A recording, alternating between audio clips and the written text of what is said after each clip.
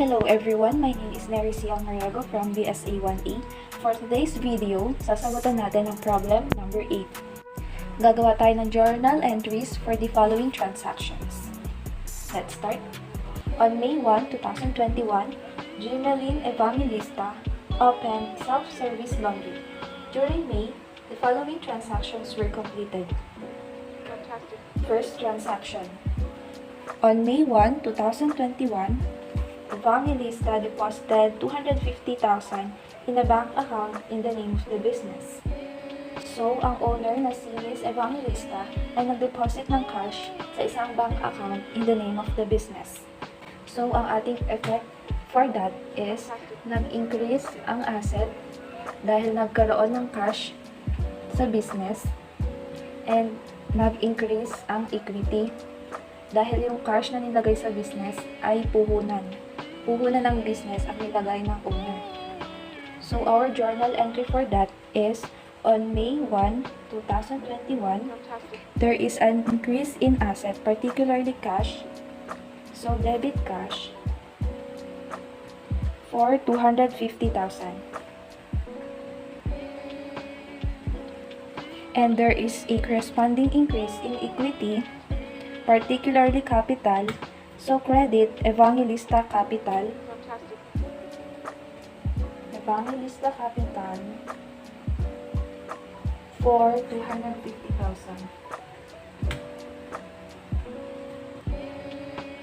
Explanation: the owner deposited cash. For the next transaction, bought chairs and a table paying cash 6,700.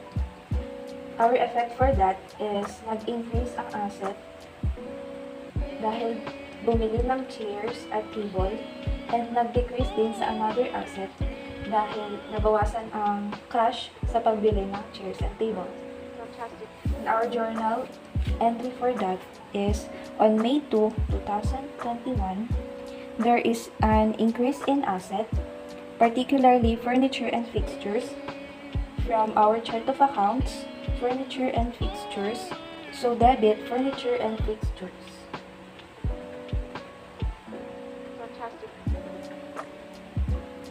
For 6,700. And there is a corresponding decrease in another asset, particularly cash. So, credit cash for 6,700. Explanation: bought chairs and table. Bought chairs and table. Next, bought laundry supplies on account from Subic Supply Incorporation, 3,250. Our effect for that is increase in asset. Dahil bumili daw siya ng supplies, edi magkakaroon ng supply sa business niya, and increase in liability dahil ang pinurchase niyang laundry supplies ay on account. Ibig sabihin, nagdagdagan yung utang niya. So, our journal entry for that is on May 3, 2021. There is an increase in expense, particularly supplies expense.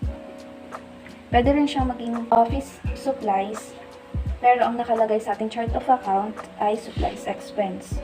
So, debit supplies expense for 3,250. And there is a corresponding increase in liability, particularly accounts payable. So, credit accounts payable for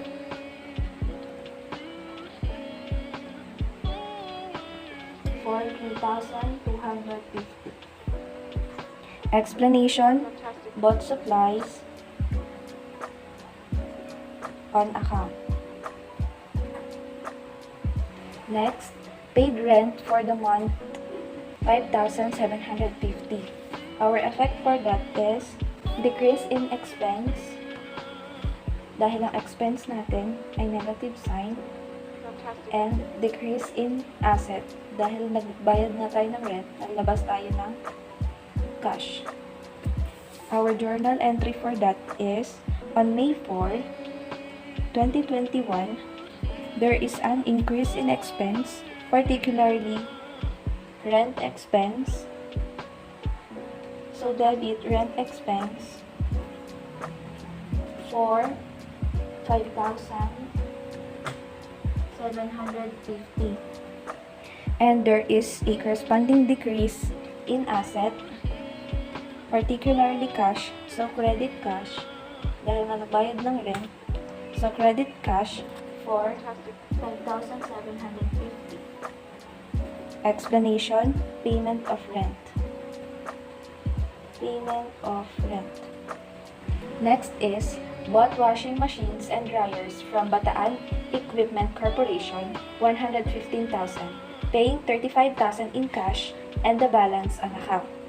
Bumili daw ng washing machine and dryers, which is equipment, dahil matagal nga bago masira ang washing machine and dryers.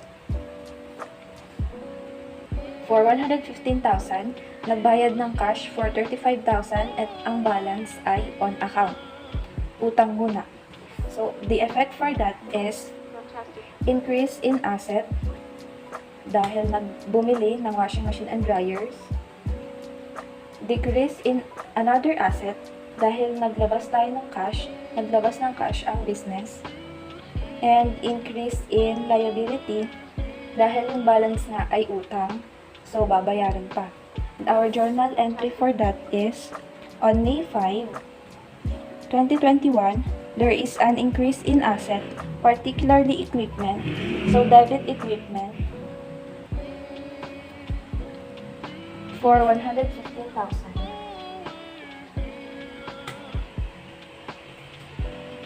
And there is a corresponding decrease in another asset, particularly cash. So, credit cash for 35,000. And there is an increase in liability, particularly accounts payable. So, credit accounts payable. Ito yung balance. So, 115,000 daw yung equipment and nagbayad na ng 35,000. Para makuha ang balance, 115,000 minus 35,000, 80,000. So, ang balance na babayaran pa ay 80,000. Explanation, bought equipment.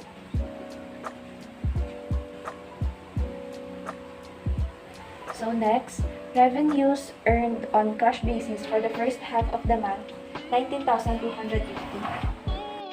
So, for this transaction, nakatanggap daw ng cash galing sa revenue na ni-render ng business. So, our effect for that is nag-increase ang asset dahil nakatanggap ng cash and nag-increase ang equity, particularly ang income. So, our journal entry for that is, on May 6, 2021, there is an increase in asset, particularly cash. So, debit cash for 19,250.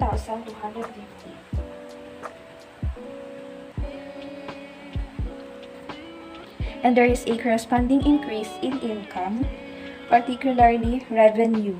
So, credit laundry revenue for 19,250.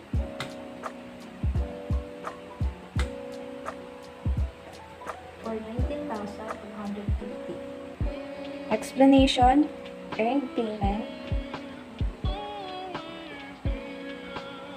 for revenue, for rendered revenue. Okay. Next, bought insurance for 1 year, 5,600. Bumili daw ng insurance na magagamit for 1 year ng business. So, the effect for that is nag-increase ang asset dahil sa prepayments, which is yung insurance, and nag-decrease for the another asset, which is yung cash na binayad sa pag-avail ng insurance.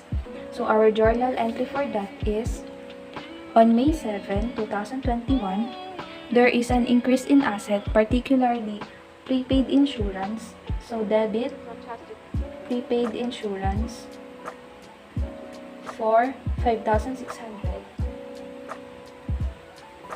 And there is a corresponding decrease in another asset, particularly cash.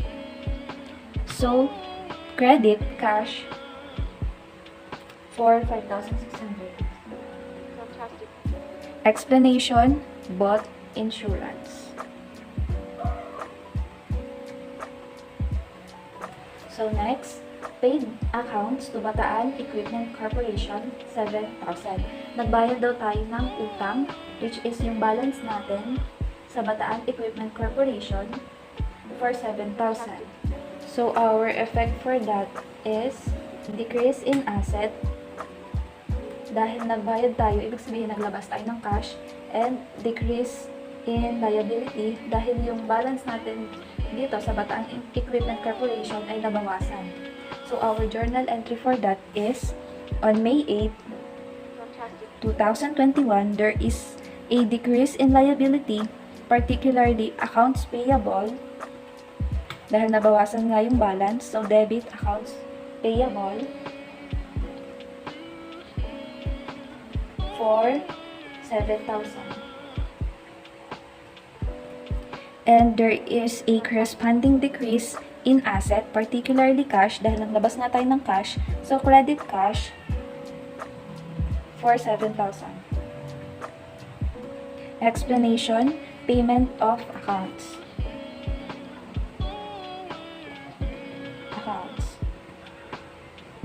Next transaction, received and paid electric bill, 2018.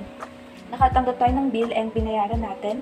So, our effect for that is decrease sa equity, particularly sa expense, and decrease in asset dahil nagbayad daw tayo ng bill na yon. So, our journal entry for that is on May 9, in 2021, there is an increase in expense, particularly utilities expense. Nag-increase siya kasi based on rules of debits and credits, increase in expense is debit. So therefore, debit utilities expense from the chart of accounts, dahil electricity expense sa chart of accounts, considered naman siya na utilities expense. So debit utilities expense for 2018. And there is a corresponding decrease in asset, particularly cash, dahil nagbayad tayo ng bill, so credit cash for 2018. Explanation, payment of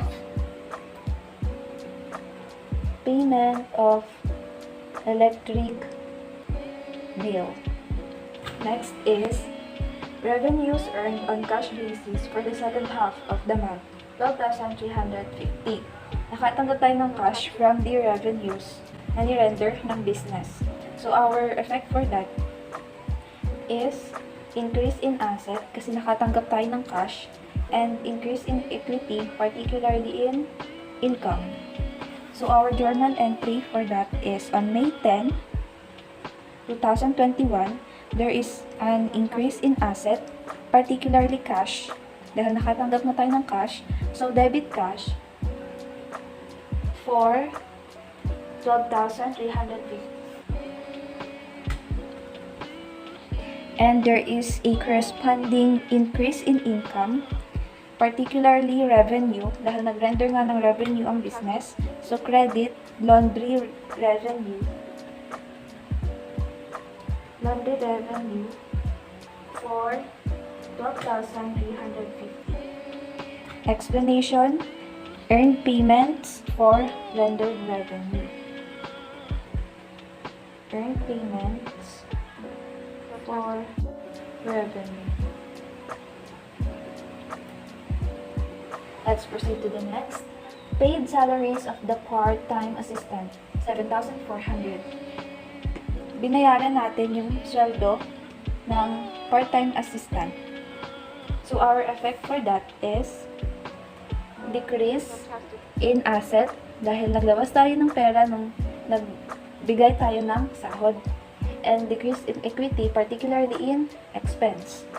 So our journal entry for that is on May 11, 2021, there is an increase in expense, particularly salaries expense. So debit, salaries expense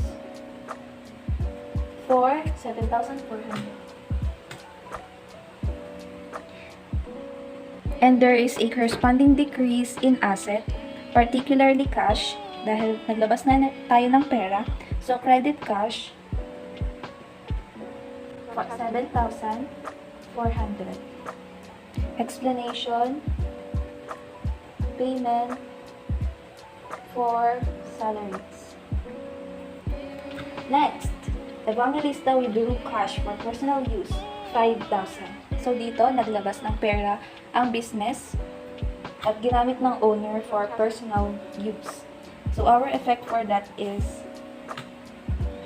decrease in asset dahil naglabas na ng pera ang business, decrease in equity dahil nag-withdraw ang owner. Our journal entry for that is on May 12, 2021, there is a decrease in equity, particularly withdrawal. So, ang sabi sa rules of debits and credits, increase in equity is credit, decrease in equity is debit. Therefore, debit, Evangelista, withdrawal. Evangelista, withdrawal for 5,000. And there is a corresponding decrease in asset, particularly cash, so the credit cash for 5,000. Explanation, the owner withdrew cash.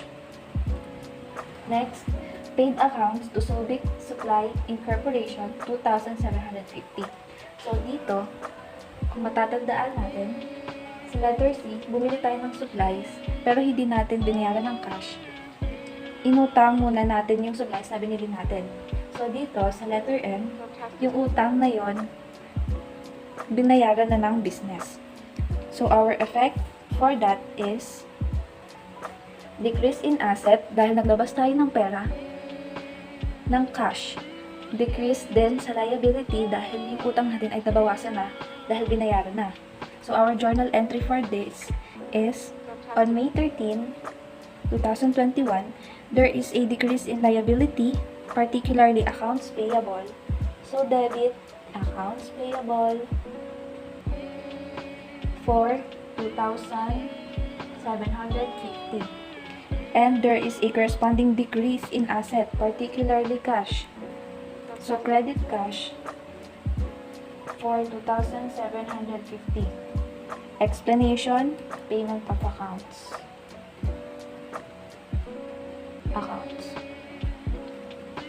And for the last transaction, paid the city government for sidewalk repair assessment, 2,800. Binayaran natin yung city government para sa sidewalk repair. So our effect for that is decrease in asset dahil naglabas tayo ng cash sa pagbayad na yon, and decrease in equity, particularly sa expense. So our journal entry for that is on May 14, 2021, there is an increase in expense dahil nga sa rules of debits and credits, increase in expense is debit, particularly miscellaneous expense. So debit, miscellaneous expense for 2,800.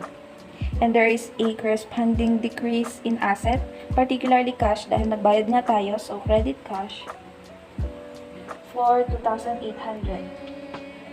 Explanation, payment for city government. So this is our journal entries for the transactions of Miss Gemaline Evangelista's business, which is yung kanyang self-service laundry. Thank you for watching!